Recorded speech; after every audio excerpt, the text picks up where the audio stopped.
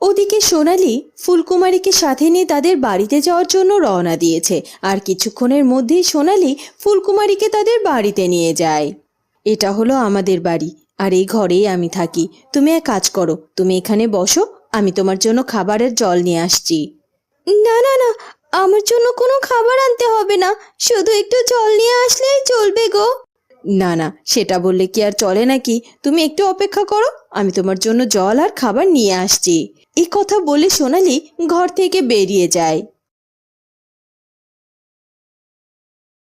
এই মেয়েটা কত ভালো, ওর মনটা কত সহজ সরল। সে বুঝতে পেরেছে যে আমার ক্ষুধা পেয়েছে, আর তাই তো অমনি অমনি সে তার বাড়ি পর্যন্ত আমাকে সাথে করে নিয়ে এসেছে, আর এই বাড়ির ভেতরেও আমাকে তার ঘরে ঢুকিয়েছে, আর এখন আমার খাবার আনার জন্য অস্থির হয়ে পড়েছে। সত্যি এই মেয়েটা বড্ড ভালো। আর তাছাড়া এই বাড়িটায় ঢোকার সাথে সাথে আমার কেমন জানি না মনে হচ্ছে এখানে আমার খুব কাছের মানুষ রয়েছে। এমন মনে হওয়ার কারণ কি আমি তো বুঝতে পারছি না। এর আগে তো কখনো কোনোদিন ওই বাড়িতে আমি আসিনি।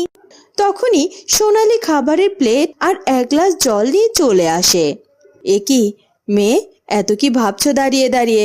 এখন এই বিছানায় বসে পড়ো দেখি, আমি তোমার জন্য খাবার আর জল এনেছি গো।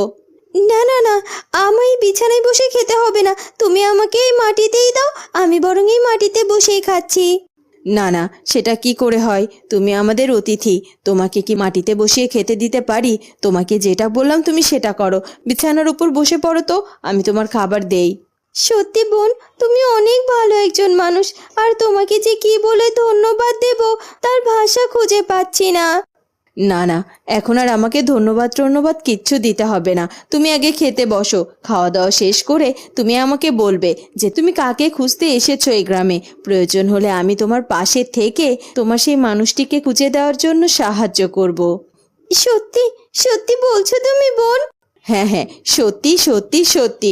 এবার নাও তো, বসে না থেকে খাবার খেয়ে নাও।